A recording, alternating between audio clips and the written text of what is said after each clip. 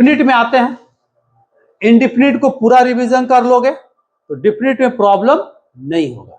और डिफिनिट का इंटीग्रेशन क्या करता है, अगर हम मान लेते हैं कि y बराबर fx एक कोई फंक्शन है, ठीक है, और या डिफाइंड है, एक रेंज दे देगा कि कहां से कहां तक फंक्शन डिफाइंड है, defined from x equal to a से लेके x इक्वल टू b तक, देन इंटीग्रेशन ऑफ किसका fx is denoted and defined. तो इस फंक्शन का इंटीग्रेशन को हम लोग कैसे डिनोट करेंगे, ये देखिए कहां से कहां, a टू b, किसका, तो फंक्शन fx का, किसके रिस्पेक्ट में, x के रिस्पेक्ट में। यानी कहने का मतलब हो गया कि अगर यहाँ पे इस तरह से कोई फंक्शन है और ये डिफाइन है कहां से लेके a से b तक, तो इसका इंटीग्रेट कहां से कहां तक करेंगे, a से लेके b तक इंटीग्रेट करेंगे, जिसको हम लोग लिखेंगे किससे, i से। अब अगर मान लेते हैं कि छोटा fx का इंटीग्रेशन कैपिटल fx क्या हो, कैपिटल, तो कैपिटल लिखेंगे। अब यहाँ पे जो लिमिट है, ये लिमिट किसका है, x का, जिसके रिस्पेक्ट में इंटीग्रेशन है, समझ जाओ कि उसी का लिमिट है। ये किसका लिमिट है, x का, ये भी किसका लिमिट है, x का। नीचे है इसलिए इसको बोलते हैं लोअर लिमिट, नीचे वाला को क्या बोलते हैं, लोअर लिमिट, ऊपर वाला को अपर लिमिट, ऊपर वाला को क्या बोलते हैं, अपर लिमिट। तो यहाँ पे भी हम लोग लिमिट बैठा देंगे, इंटीग्रेट कर दिए, ऊपर वाला को ऊपर में लिखेंगे, नीचे वाला को नीचे में लिखेंगे, बस यही करना है। हम लोग जब भी वैल्यू बैठाएंगे पहले अपर वाला को, x के जहां जहां x होगा वहां वहां क्या लिखेंगे, b, फिर माइनस करेंगे, जहां जहां x है वहां वहां क्या लिखेंगे, a। अब सब्ट्रैक्ट कर देंगे, जो रिजल्ट आएगा वही मेरा आंसर है। अब यहाँ पे जो c हम लोग लिखते थे, c खत्म, क्योंकि यहाँ जो वैल्यू आएगा वह एक फिक्स वैल्यू आएगा। क्या वैल्यू आएगा, एक फिक्स वैल्यू आएगा, ठीक है। तो इंटीग्रेशन का कंसेप्ट तो हम लोग पढ़ चुके हैं, इंडेफिनिट में सारा कंसेप्ट, फार्मूला, रूल सारा वही रहेगा, सिर्फ हमको क्या करना है, यहाँ पे लिमिट बैठा देना है। एक बार अपर लिमिट बैठाना है, फिर माइनस करना है, फिर लोअर लिमिट बैठाना है, और यहाँ पे जो थोड़ा मोड़ा हम लोग को काम होगा वह क्या होगा, कैलकुलेशन का काम होगा। जैसे एग्जांपल के लिए हम लोग लेते हैं, देखो जैसे इंटीग्रेशन अगर 1 से लेके 3 लिए, ध्यान देगा। अब अगर हम लोग मान लेते हैं एक्स स्क्वायर dx, अंतर क्या दिख रहा है, उसमें हम लोग की वाला नहीं था, अभी यहाँ पे लिमिट दिख रहा है, लोअर अपर, तो एक्स स्क्वायर है, इसका इंटीग्रेट करेंगे तो कितना होगा, x³ 3। अब देखो इसका रही बात इंटीग्रेशन हम लोग को आना चाहिए, इंटीग्रेशन आ गया, इंटीग्रेट कर दिए, हम लोग यहीं पे छोड़ देते, अब यहाँ पे नहीं छोड़ना है, अब यहाँ पे लिमिट लिखना है। ये देखो नीचे कितना है, एक, ऊपर कितना है, इधर ध्यान दो। अब हम लोग क्या करेंगे, ऊपर का वैल्यू बैठाएंगे, कितना बैठाएंगे, 3। ये 1/3 तो बाहर निकल गया, अब यहाँ 3 का पावर 3, फिर बीच में क्या होगा, माइनस, लोअर लिमिट कितना है, 1, तो 1 लिखेंगे, 1 का पावर 3, तो 1/3, 3 का पावर 3 9, 27, क्या हो गया, 27 माइनस 1 घटाएंगे कितना हो गया, 26/3, फाइनाइट रिजल्ट आया, ये हो गया आपका आंसर। अभी अगर हम छोटा सा और एग्जांपल लेते हैं, अगर मान लेते हैं कि 0 से 1 लिए, ध्यान दोगे, हम यहां पे लिखेंगे 1/1 प्लस x²। अब बताओ, हमको पता करना है कि इस फंक्शन का इंटीग्रेशन क्या होता है, यानी कि इंटीग्रेशन हम लोग को पता होना चाहिए। इसका इंटीग्रेशन क्या होगा, tan इनवर्स x, लिमिट कहां से कहां, 0 से, फिर अपर लिमिट बैठाएंगे, कितना बैठाएंगे, tan inverse 1 minus tan inverse 0। अब बताओ tan इनवर्स 1 का वैल्यू पाई बाय 4 और tan इनवर्स 0 का वैल्यू 0, तो रिजल्ट मेरा कितना आया? पाई बाय 4 आया।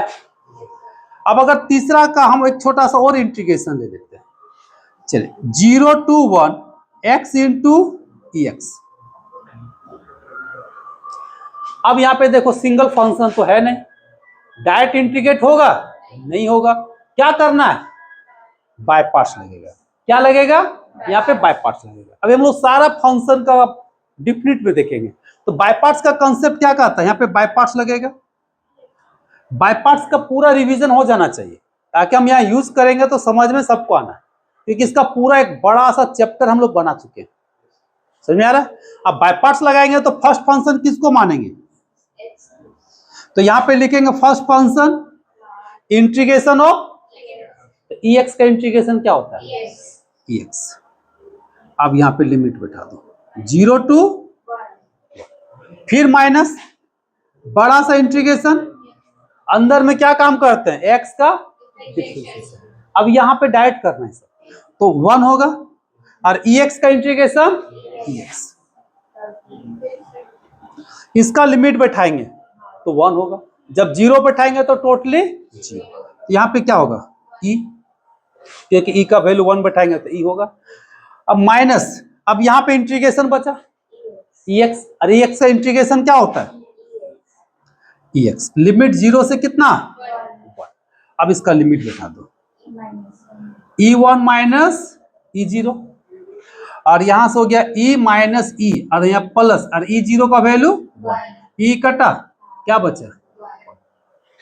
यानी कि यहां से हम लोग को क्या पता चला कि फंक्शन का इंटीग्रेशन वही है, सिर्फ यहां पे हम लोग को लिमिट बैठाना है, upper limit lower limit. Upper lower बैठा दोगे, कैलकुलेशन यहाँ पे है, कैलकुलेट करना है, फाइनल में जो भी रिजल्ट आएगा वह एक फिक्स रिजल्ट आएगा। यहाँ पे आपका आंसर मैच करना चाहिए, ठीक है? यही तो बेसिक है। लिखो 10x का अगर हम लोग बात करते हैं तो 10x का इंटीग्रेशन क्या होता है? अब यहाँ पे सिंपल सी बात है, देखो पहला टाइप का क्वेश्चन में हम लोग चल रहे हैं।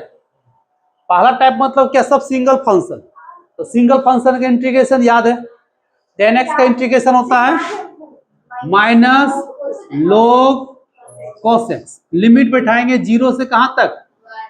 पाई बाय 4। अब जब लिमिट बैठा दिए तो खाली लिमिट पुट कर देना है, x के जगह पे क्या लिखोगे? पाई बाय 4।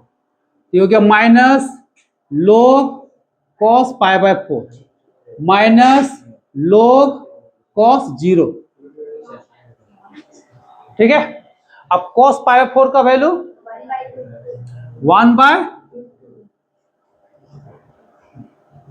log 1 बाय, अब cos 0 का वैल्यू 1, ये हो गया log, और log 1 का वैल्यू क्या होता है?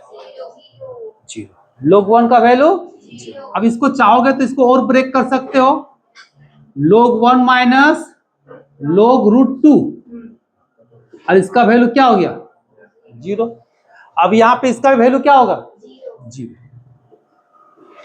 अब इसको तोड़ सकते हो, हाफ बाहर हो जाएगा, log 2, अब माइनस को अंदर ले जाएंगे तो कितना हो जाएगा? Half log 2।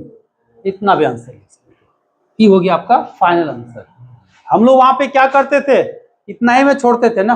अब हम लोग को क्या करना है? लिमिट पुट करना है, कैलकुलेट करना है, और एक फाइनल रिजल्ट लाना है। इस तरह से हम लोग आते हैं यहाँ पे cos स्क्वायर एक्स का तो इंटीग्रेशन किया होगा। आप लोग को यह भी कंसेप्ट बताएं कि cos स्क्वायर हो, sin स्क्वायर हो, tan स्क्वायर हो, cot स्क्वायर हो, तो हम लोग क्या करते हैं? ठीक है, ट्रिगोमेट्रिक मतलब फॉर्मूला,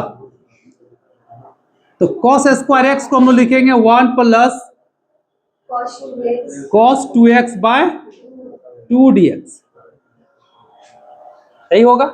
अब यहाँ पे 1 का इंटीग्रेशन मालूम है, अब cos का भी इंटीग्रेशन मालूम है। चलिए हम लोग पुट करते हैं, 1 बाय 2 को बाहर निकाल देना है, 1 का इंटीग्रेशन क्या होगा? x, cos का इंटीग्रेशन क्या होगा? sin 2x। अब बताओ x इंटीग्रेशन में कहां जाएगा? कोफिशिएंट नीचे, और लिमिट आपका हो गया 0 से पाई बाय 2। क्लियर है? 1 बाय 2, 2 को चाहोगे तो मल्टीप्लाई कर दोगे, तो बाहर में कितना हो जाएगा? 1/4, ये 2 बाहर निकल जाएगा, तो यहाँ पे कितना हो जाएगा 2x। अब x का वैल्यू कितना पुट करोगे, अपर लिमिट यानी कि π/2 प्लस जहां जहां x है सब जगह पुट करना अपर लिमिट को। फर्स्ट बार में ध्यान दोगे, जितना भी x है सभी जगह पहले पुट करोगे अपर लिमिट को, यानी कि π/2 को पुट करेंगे। तो sin 2 इंटू π/2, क्योंकि यार 2 आपका बाहर निकाल दिए, ये देखिए सब में बैठा दिए इसको। और एक लाइन अगर समझना है तो इस तरह से समझ लो, 2x प्लस sin 2x/2, 0 से π/2, ठीक है। अब हम लोग यहाँ पे क्या करेंगे, लोअर लिमिट पुट करेंगे। तो लोअर लिमिट पुट करेंगे तो यहाँ पे क्या लिखेंगे, माइनस लिखेंगे। अब माइनस लिखो, यहाँ पे 0 पुट करेंगे तो क्या हो जाएगा 0। अब इसमें भी 0 पुट करेंगे तो क्या होगा, sin 0 होगा। आपका ये 2 कटेगा, यहां से भी 2 कटेगा, 1/4 ये हो गया आपका पाई प्लस sin π, ये हो गया आपका टोटल 0। और sin π का वैल्यू क्या होता है 0, क्या होता है 0। अब कितना बचा आंसर, फाइनली π/4। देखो फिक्स वैल्यू आया। यहाँ पे एक क्वेश्चन है, क्वेश्चन को देख के कुछ याद आ रहा है कि क्या करना है हम लोग को, क्या करना है, पहले लेट करेंगे यानी कि सब्स्टिट्यूट करेंगे। तो लेट करने वाला का कंसेप्ट क्या है, ये तो मालूम है कि कब क्या लेट करना है। तो हम यहाँ पे किसको लेट करेंगे, x² को, कुछ भी मान लो, चलिए हम लोग क्या मान लिए t। अब इसको जब डिफरेंशिएट करेंगे तो क्या होगा 2x dx इधर से dt। तो x dx बराबर कितना हो गया dt/। यहां पे नोट करने वाला चीज, अभी जो लिमिट है ये लिमिट किसका है x का, ये लिमिट किसका है x का। अब हम लोग फंक्शन को ला रहे किसमें t। जब मैट्रिक था तो मैट्रिक का सिलेबस पढ़ता था, अब जैसे इंटर आ गया तब इंटर का सिलेबस पढ़ते हो ना, कि मैट्रिक का पढ़ता है, इंटर का पढ़ते हो। तो जब यहां पे हम फंक्शन को टी में ले आए तो यार लिमिट भी तो मेरा टी में होना चाहिए कि नहीं चाहिए। अब उसी के अकॉर्डिंग यहां जो फंक्शन लेट किए इसी पे पुट करके हम लोग x को वैल्यू पुट करेंगे, t का वैल्यू मिल जाएगा। अब कहता है कि जब x टेंस टू 0, क्योंकि लिमिट है तो लिमिट में हमेशा क्या होता है टेंस टू होता है, समझने के लिए बराबर भी लिख सकते हैं। जब x बराबर 0 तो t बराबर कितना होगा, किसमें पुट करोगे इसमें, तो बता t बराबर भी 0 होगा। जब x बराबर 1 तो t बराबर कितना 1। इसी को मैथमेटिकली में लिखोगे लिमिट में ऐसे, क्लियर, कि जब x 0 की ओर जाएगा तो t भी 0 की ओर जाएगा, जब x 1 की ओर जाएगा तो t भी 1। बराबर भी लिख सकते हो, लिमिट का भी साइन दे सकते हो, ये आपका ज्यादा परफेक्ट है, ठीक है, लेकिन वो भी सही है। अब हम लोग यहां पे आते हैं, फंक्शन को चेंज कर दो। अब 0 के जगह पे क्या लिखोगे 0, क्योंकि यहाँ पे कोई चेंजिंग नहीं हुआ। 1 के जगह क्या लिखोगे 1, यहाँ पे कोई चेंजिंग नहीं हुआ। अब बताओ x और dx मिलके क्या बना dt/2, और e का पावर कितना लिखोगे t। अब इसको 2 का बाहर निकाल दो। अब e t लिमिट 0 से 1 dt। अब बताओ सिंगल फंक्शन बना। अब सिंगल फंक्शन का इंटीग्रेशन तो मालूम है क्या होता है, लिमिट 0 से 1, 1/2 पहले से बाहर में। चलिए इसको लिखेंगे 1/2, लिमिट बैठा दो कितना 1, फिर यहाँ पे कितना लिखोगे 0, तो 1/2 e - 1 ये हो गया।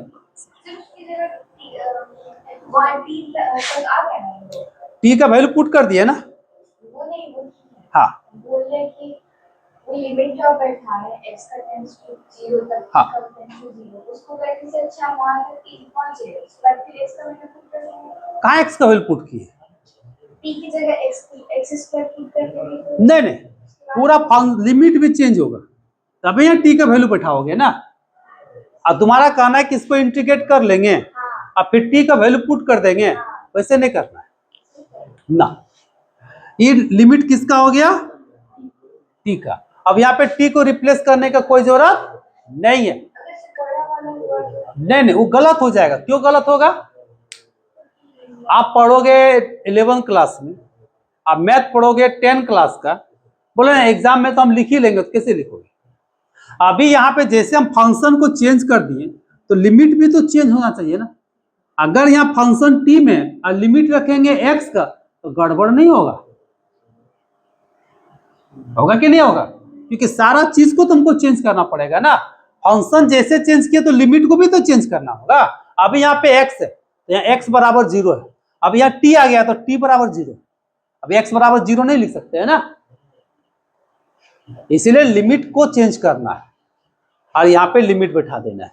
अब यहाँ पे रिप्लेस करने का कोई जरूरत नहीं। क्यों? क्योंकि मेरा एक फाइनाइट वैल्यू है, यहाँ पे वेरिएबल नहीं है। और इंडिफिनिट में क्या करते हैं तो टी को रिप्लेस करते हैं, यहाँ रिप्लेस करने की जरूरत नहीं है। तो सब्स्टिट्यूशन मेथड में हम लोग यही काम करते हैं। समझ में आया? जहां से लेट करोगे वहीं से वैल्यू पुट करके लिमिट को भी चेंज कर देना और इंटीग्रेट करके वैल्यू बैठा दो।